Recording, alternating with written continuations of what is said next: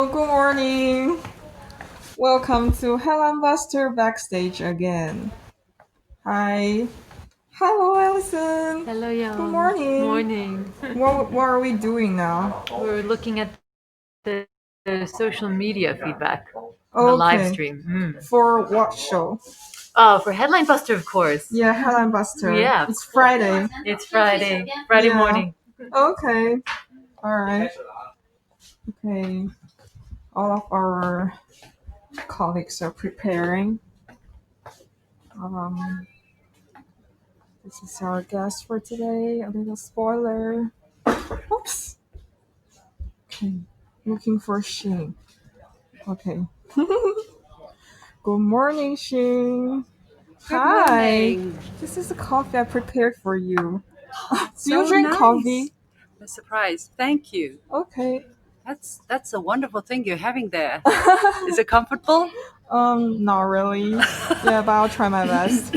Well, let me describe it for our netizens. Basically, my colleague is wearing a gear that can fix the phone on top of it. And there's a microphone as well. It's attached to her head, so she can't really see anything in front of her except through the lens of this phone. So basically, now she's nodding. She's agreeing with me. Bravo! It's a courageous thing to wear that thing. Yeah. How Yeah. does it feel? Is it comfortable?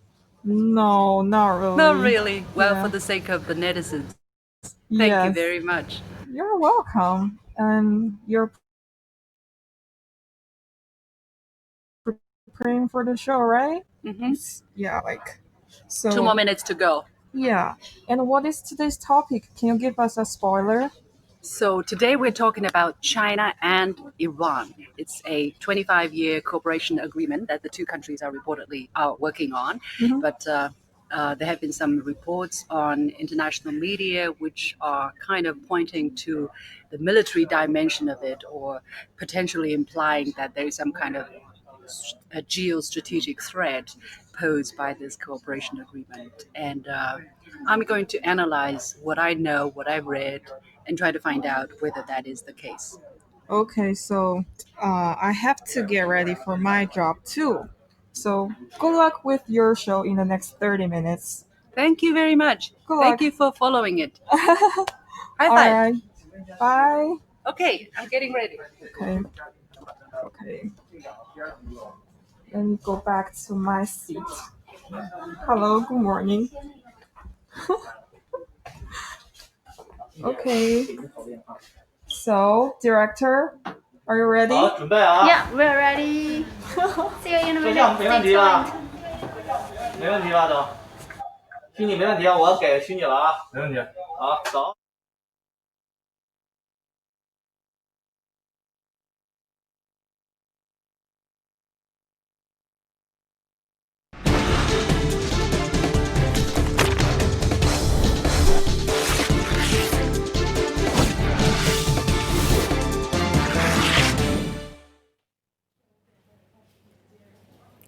Welcome to Headline Buster, brought to you by The Point. I'm Lu Xin.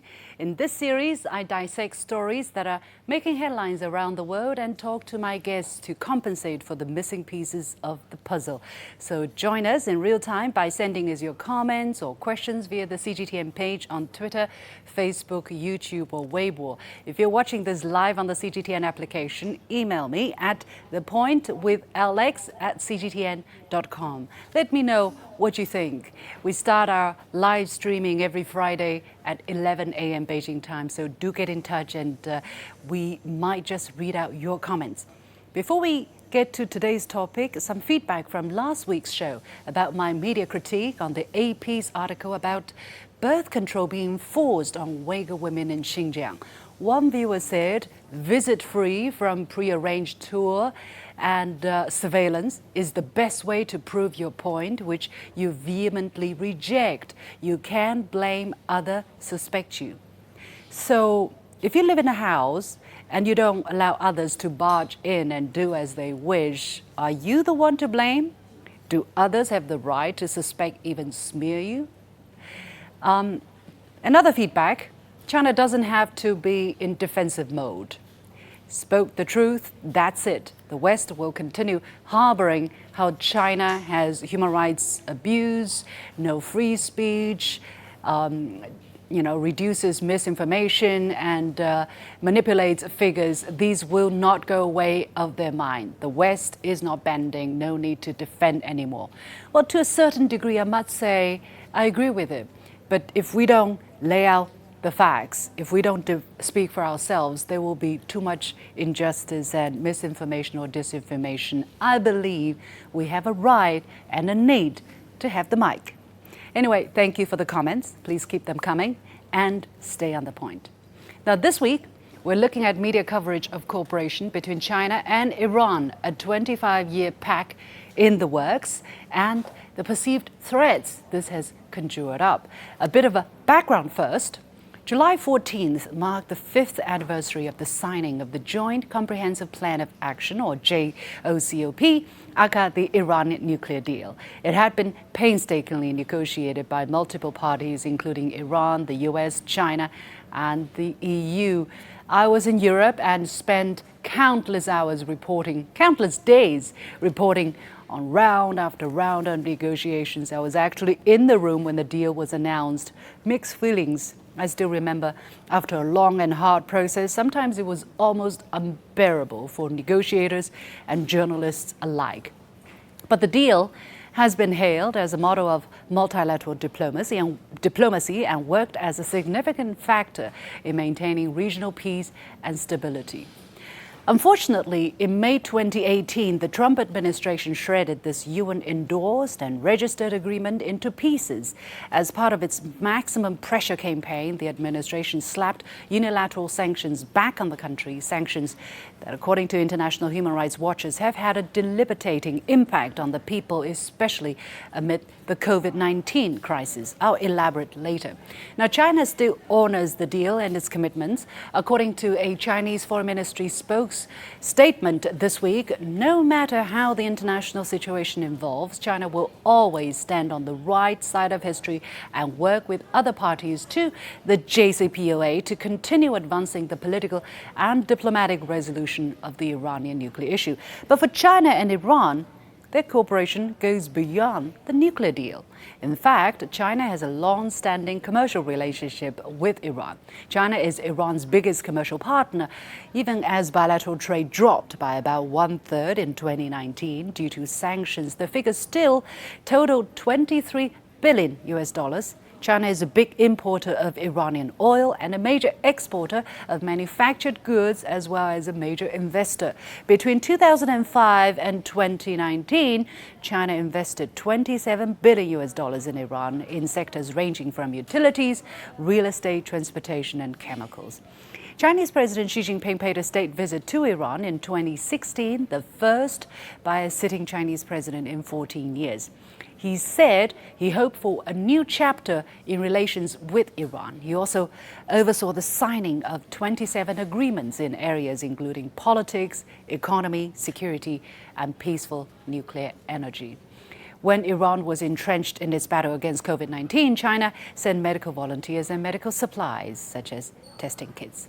Now, this relationship has served both countries' interests for many years. More recently, both sides have been reportedly working on a 25-year long-term cooperation agreement, which was reported by the New York Times on July the 11th. And this leads to my topic today. The New York Times published a report on the story, but its interpretation of a largely commercial agreement would make Adolph Ox, the one-time legendary owner of the Times, turn in his grave, given he created the paper's famous slogan, "All the news that's fit to print." This news piece seems to have mixed fact reporting and opinion peddling, which could mesmerize readers if they don't know better. The title goes, "Defying China, US, and Iran defying the US, China and Iran near trade and military partnership." Now, it pretty much sets the tone of the article, implying that the deal is both a trade partnership and a military one, and that the military aspect is at least of equal importance to economics. But do we have evidence to back it up? So far, there is no official version of the agreement that's publicly available. The paper only cited a version that it got hold of, but did not disclose any details. Therefore, our knowledge is based on the journalist's description. As for the content of the deal, the article says the partnership would vastly expand Chinese presence in banking, telecommunications, ports, railways, and dozens of other projects. In exchange, China would receive a regular, according to some, heavily discounted supply of Iranian oil over the next 25 years. The article adds the deal also calls for joint training and exercises and joint research and weapons development and intelligence sharing, all to fight the lopsided battle with terrorism, drug and human trafficking, and cross-border crimes. These are important because these are the paper's conclusion, and it pretty much limits the scope of the cooperation between the two sides in terms of any military aspect. Now, I read some Iranian media reports on this issue, and there is scant mention of the military side of things. As the article rightfully pointed out, such a partnership was proposed by Chinese President Xi Jinping during his 2016 visit to Iran. In the speech, where President Xi laid out the areas the two sides could deepen cooperation, there is no such thing as a military partnership. The Times article also spent a little column space on how the deal could benefit the Iranian people. The reason why many Iranians welcome it, because of U.S. sanctions and threats, the limited business opportunities that European companies opened up in Iran have largely faltered after the Iranian nuclear deal. So what the New York Times article does not mention is the humanitarian impact of U.S. sanctions. These sanctions have restricted Iranian resources, both in terms of available medical equipment needed for fighting the coronavirus and Iran's capacity to support people's needs during the crisis, according to international human rights watchers. Maybe the article could point out the humanitarian benefit the China-Iran partnership could bring. Instead, the article highlighted the desperation as the result of U.S. sanctions that has pushed Iran into the arms of China. Very vivid use of words. But it sounds disrespectful, even condescending, as if the Iranian government and people can't think for themselves. Similar expressions have been used often for China's Belt and Road Initiative, the usual gimmick by China or by some international journalists. Rather than humanitarian relief and economic opportunities, the New York Times article focused on the criticism of how much the Iranian government is preparing to give away to China and the concern in the U.S. that potentially dangerous flashpoints the deal is likely to create in the deteriorating relationship between China and the U.S. Look, cooperation in fighting terrorism, drug trafficking or human trafficking and cross-border crimes would be something any two decent countries in the world would do. Similar texts would appear in the U.S. State Department's official press release any day with, say, Mexico, Colombia, or the Philippines. But when it comes to China and Iran, all of a sudden, it's exaggerated into some sort of geostrategic conspiracy. To enlarge the potential scope without sound evidence is to peddle fear based on hot air. According to the article, the deal would give the Chinese a strategic vantage point on the waters which much of the world's oil transits. A strategic vantage point? China only has one foreign base so far in the entire world, in Djibouti, East Africa. That pales in comparison with the U.S.'s 800 military bases all over the world. Should Washington be alarmed by such a deal? The U.S. could forge a partnership with Iran if it chooses to. Otherwise, don't blame others for doing so. By the way, with two wars in Iraq and one still going on in Syria, what has the U.S. brought to the Middle East in the past 40 years with these mighty military capacities? The article further analyzes that at a time when the United States is reeling from recession and the coronavirus and increasingly isolated internationally, Beijing senses America's weakness. Now, reportedly, this deal was conceived in 2016. A former Iranian ambassador to China told Iranian media that it should have been signed a few years ago. So Beijing did not all of a sudden jump on the opportunity to take advantage of American weakness. The deal might not be targeting the U.S. at all. When a country needs energy and another needs the investment, they could naturally form partnerships. There could be all kinds of security benefits that arise from such a partnership. Again, This doesn't have to actively target any third country. My second example comes from the Washington Post. The paper published the article, "Trump's two main foreign foes plan a major pact" on July the 14th. The analysis of this matter is not as original as the New York Times, but what it lacks in novelty, it seems, is trying to make up by, well, making up things. For example, while the Times is at least honest in reporting that the military cooperation is to fight the lopsided battle with terrorism, drug trafficking, and cross-border crimes, the Washington Post asserts it would increase intelligence sharing and security cooperation, including in possible missions in Syria and Iraq.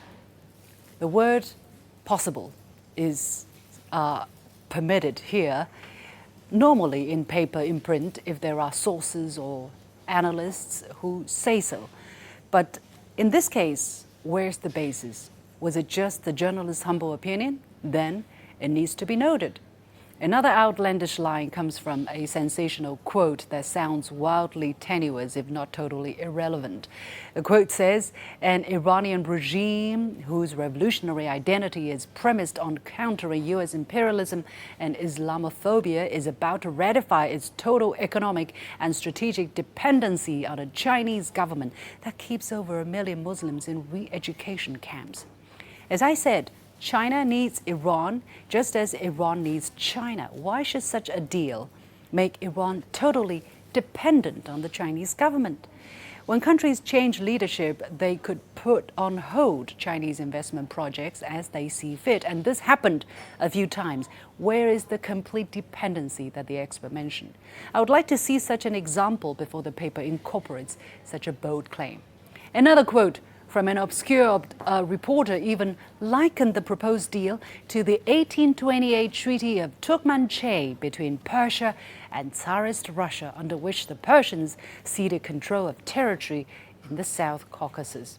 Factually irrelevant and logically insane. I would like to revisit this article when the details of the deal come out. If the deal does not mention such details, will the Washington Post, by the way, take back this story or make corrections or apologize for having incorporated such far-fetching quotes?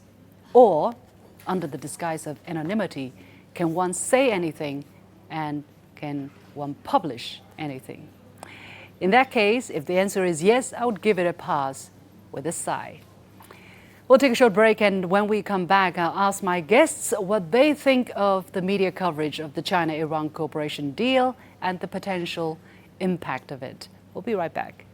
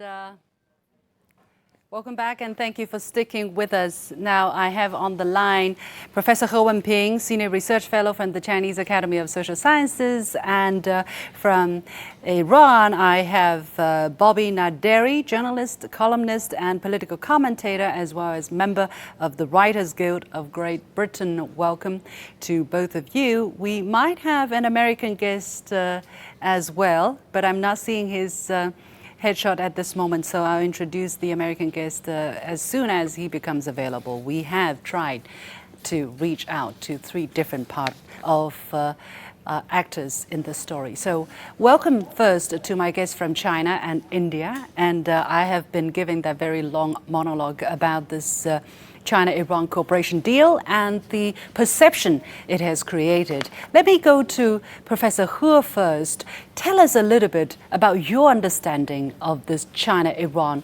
cooperation deal that lasts 25 years. Exactly what is it about, and what's the purpose of this deal in the first place? Well,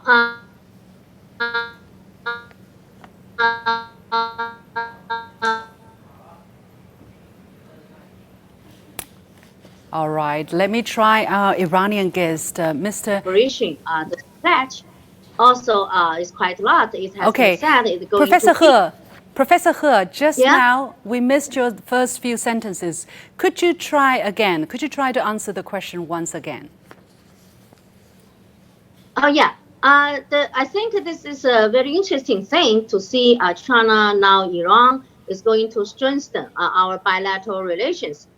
Even me, it's also a little bit surprising to know this deal we are going to cover as long as like 25 years, and also the pledge of the money we are going to be like 400 billion dollars. This is a big money. So I think, of course, people will think this is a new, this approach will strengthen bilateral ties. People will naturally think, of course, nowadays, China-US, the relationship now is going down day by day, month by month. And also people are saying now it's all time, no time. So is that a kind of joint effort, China, Iran together to deal with those pressure coming from US? I think this is natural thinking. Even myself, I think this is a kind of way I think China support Iran to hold on, to keep them in the nuclear deal. The nuclear deal is not easy for Iranian side to abide by and remain in the deal because the U.S. Hasn't given any reward to Iranian side, even though they have been, keep their commitment in a very good way. So I think because Iran now facing a lot of pressure, one is this COVID-19, this pandemics. Another is the economic issue. Now it's also in a very challenging time. So the sanction, even U.S. want to put more sanction, and even those arms embargo just around the corner, October, and they want to continue to give this embargo on Iran. So I think being one of the signatory country in this JCPOA, so China should do something to help Iran to continue with this. Yeah. But largely, Yeah, this is what's the the thing. content? What's the content of cooperation? Because some say it's it's energy, some say it's security, some say it's military. What is your understanding of the content, the specific areas of cooperation between China and Iran?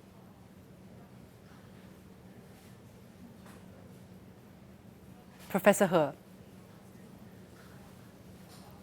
Okay, seems the signal is not very good. Let me try our Iranian guest, Mr. Naderi. What is your understanding, if you're with me now, what is your understanding of the specific content, the area of cooperation between the two sides? First thing first, we should remember that this draft agreement was reached 4 years ago, long before the Trump administration walked out of the nuclear deal, the JCPOA, and imposed sanctions on Iran. Secondly, I don't think Iran and China are enemies of the United States. We have our differences when it comes to geopolitical interests in the region and beyond, but that is it. We need to get along with each other, and we have to realize that it doesn't mean that we should continue our hostilities just because we have different interests in the region and beyond. Thirdly, I don't think this has anything to do with military cooperation between Iran and China, and everything to do with the fact that Iran needs foreign direct investment in order to develop its southern and eastern regions. Unfortunately, we need 5G. We need better networks for this live streaming to work better. Yeah, Mr. Naderi, I'm not hearing you very clearly. Let me try to let me try to bring some of the comments that we have heard so far on the subject. For instance, by Michael Morrow, who is former acting and deputy director of the CIA. He says, China and Iran win, we lose. This is a direct result of our go-it-alone policy on Iran. This is a key reason why so many, including Tillerson and Mattis, were against the U.S. withdrawal from the Iranian nuclear deal. Policy missteps have real consequences. Professor He, this is another one. Here we take a look at another one by Bonnie Glaser, who is Senior Advisor for Asia at the CSIS, an international think tank. She says, defying U.S., China and Iran near trade and military partnership. Another data point in the evolving U.S.-China new Cold War. That's her assessment. And finally, Asal Rad, Senior Research Fellow at the National Iranian-American Council, idea that Iran and China are defying U.S. implies the U.S. has authorities over them. Nations making deals isn't scandalous. It's the same politics and business that the world partakes in every day. But the framing reviews U.S. logic. Everyone must obey or else. Now, we don't understand. We tried to get an American guest, but the last minute he just couldn't be reached. Unfortunately, otherwise we would have an American perspective. Supposedly this guest is a supporter of the Trump administration's policies. Nevertheless, let's try to get our Chinese guest to comment on some of the comments that I just read. Professor He, what do you think of the various perceptions? For instance, Michael Morrow thinks that this is China-Iran win, U.S. lose. And he believes that this is why the U.S. shouldn't have withdrawn from the JCPOA. Well, I don't think this is anything like goes to zero-sum game. It's not who win and who lost. Actually, U.S. lost its speaking power by its own decision. That is, unilaterally withdraw from this nuclear deal, Iran nuclear deal. That's why he lost his speaking power. But China, Iran, we reach another deal for the economic cooperation. This is a very natural thing for the two countries to strengthen the economic cooperation. So it's nothing to say who lose, who gain. Of course, China, Iran, we gain because we strengthen our cooperation. And think this is another gain for this JCPOA, the Iran nuclear deal. Because with those help hand coming from China, and if Iran can have better off the economic development, the economic situation, like as far as I know, if this deal will cover like to build subway system, to improve subway system in Iran, and also airport, and also the railway. So all this goes to people's livelihood. So Iranian people will enjoy those transportation. So Iranian people will win. Yeah. I think China also will have some of its interests promoted. What about the United States, Mr. Naderi? Your assessment, because just now you were saying this is not about who wins, who loses, China, Iran, not necessarily enemies of the United States. So, so do you agree with the assessment that the United States is going to lose if China and Iran forge this long-term partnership? If not, what could the United States potentially gain out of it? It's not the US that loses and Iran and China win. It's multilateralism and globalization that are going to win big time this time. The US tried to isolate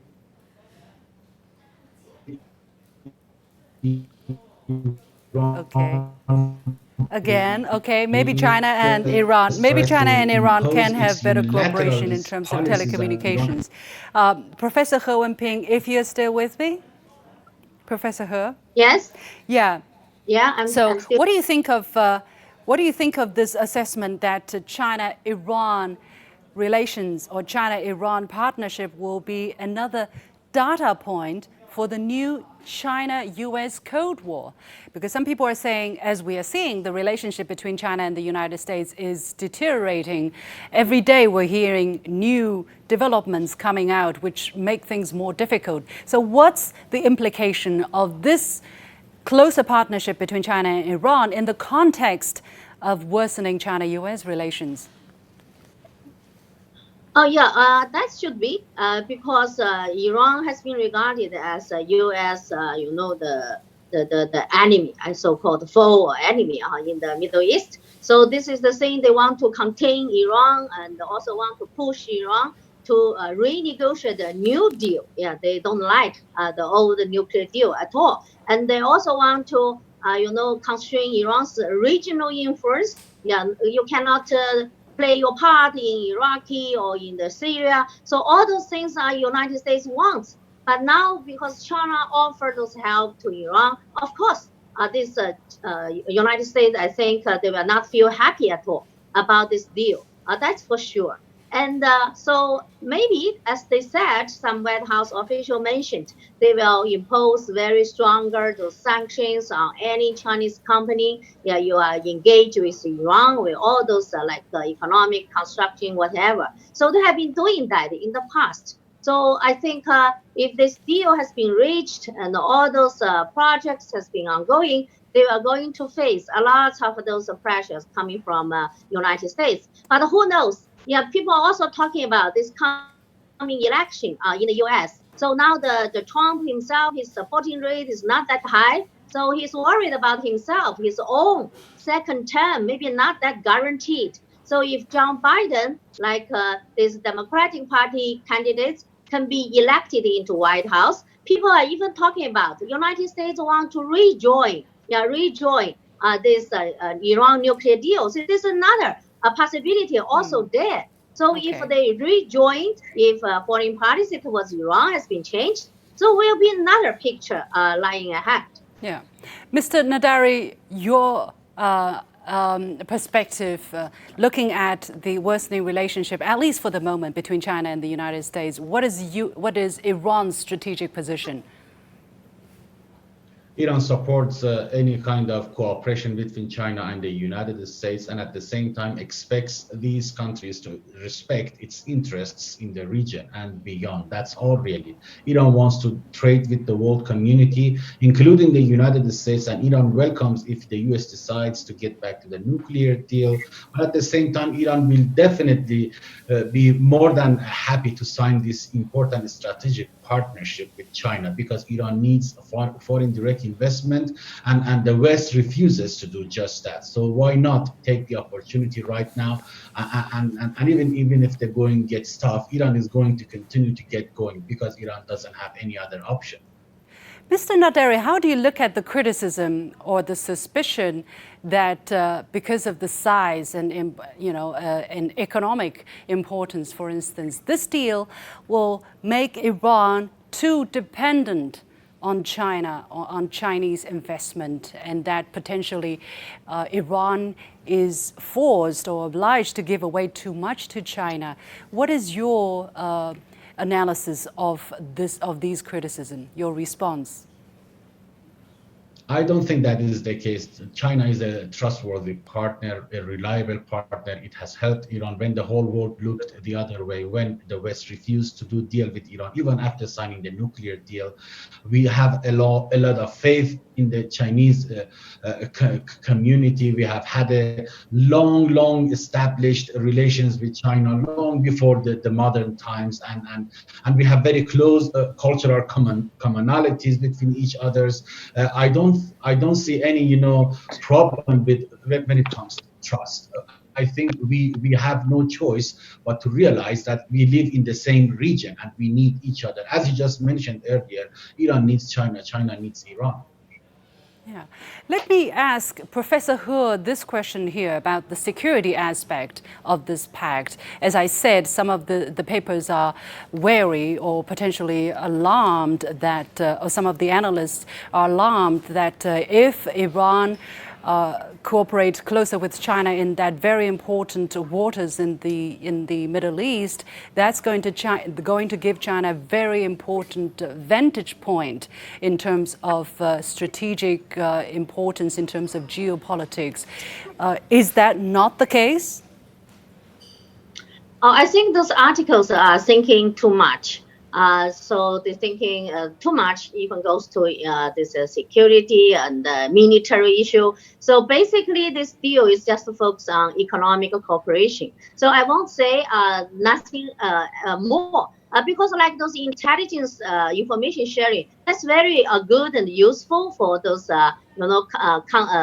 counter terrorism and also those drugs deal. So those issues, because we are also facing those terrorists and extremists, those danger. So for Iranian side also, this is a global issue, Yeah. anti-terror and anti those extremists. So there's nothing wrong about Okay. some intelligence sharing. All right. We have one last comment coming from netizens. Let's take a look at that before we go. So from Khalid Masoor Siddiqui, United States has no right to give sermons to others as it itself is gravest human rights violator. It longer rules the world, but the White House is living in an imaginary world in which America is running the world. Mr. Naderi, you want to respond to that? Do you agree or not, or to some extent? Well, that's a good question. We are not living in a perfect universe. America is not perfect when it comes to human rights. Just like America, Iran and China also have to work a lot on their human rights issues. For this to happen, I think we have to respect each other's cultures and civilizations and interests and try to come to some kind of understanding that in this particular issue, when it comes to humanitarianism and human rights, we are better off working with each other. Because as I told you, we are not living in a perfect universe. We have a lot of issues, all of us.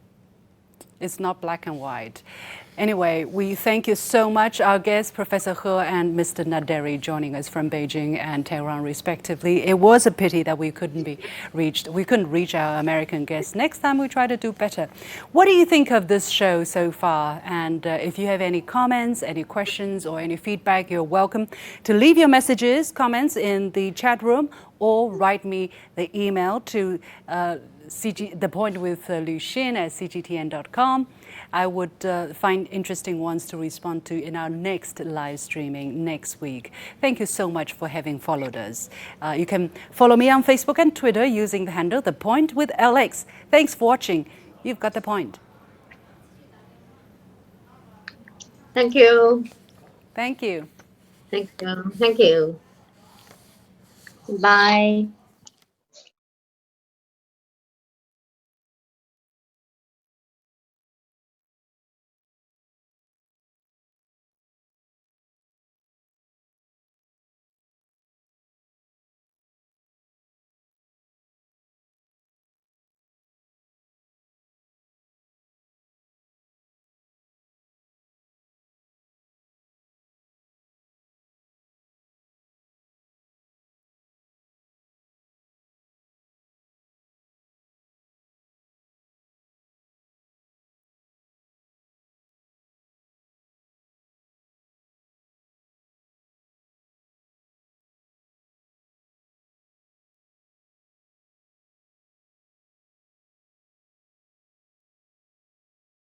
It's kind of a pity.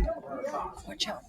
It's kind of a pity. Let me come here because it's brighter here. Okay. Yeah, today we have some signal problem, but luckily the signal came back. Right. Yeah, and you just have to live with it. Sometimes it happens. That's the thing with new media versus television.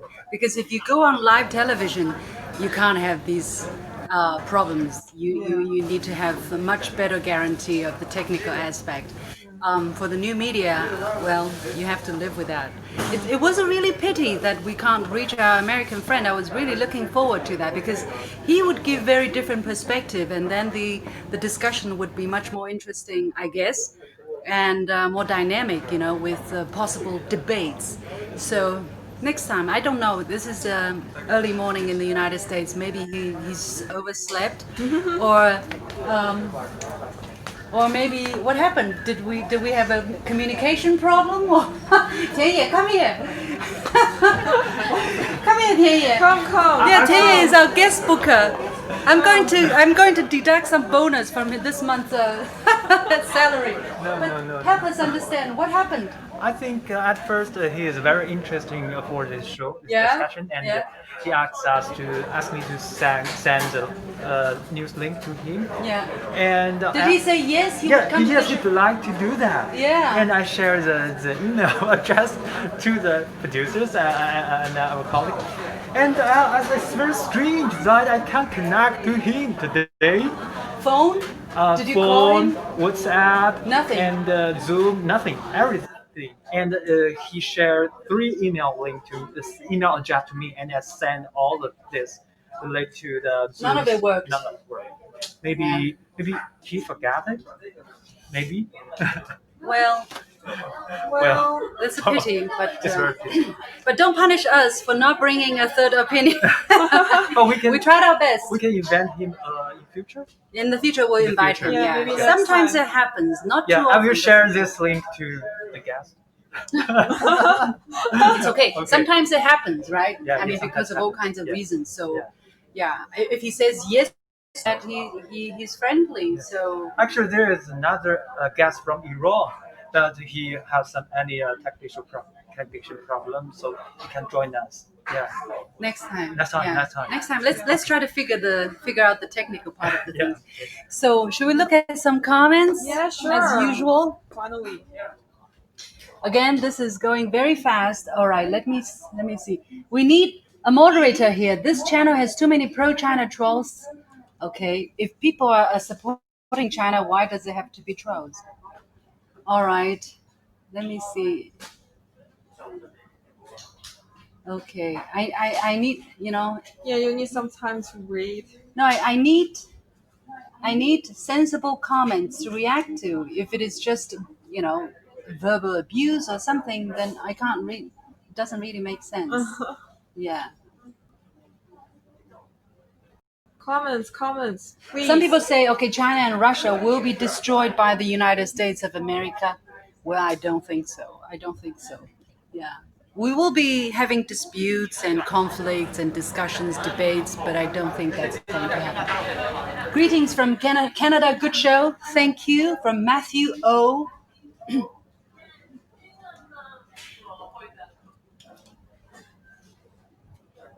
Sorry, Lucian. Too many anti.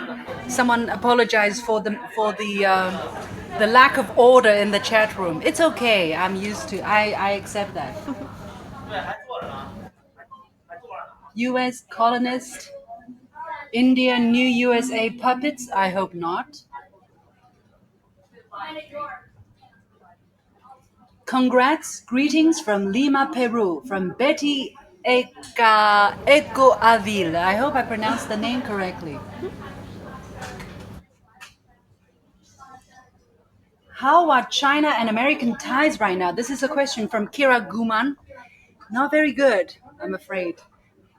Some people are describing it as a free fall. Every day, just in the past months, there has been several rounds of tit for tat. The U.S. announcing sanctions against China, China announcing retaliatory measures against the United States in response to the United States measures. So At this moment, it seems that the situation might even get worse, it's still worse before it gets better. But at the end of the day, I think the world will move on. I mean, people, it's like a pendulum, when it swings to the extreme, it will eventually come back. I think rationality eventually will prevail. Even you look at some of the media reports in the United States, the journalists, some commentators, they're very rational. They're seeing what is happening.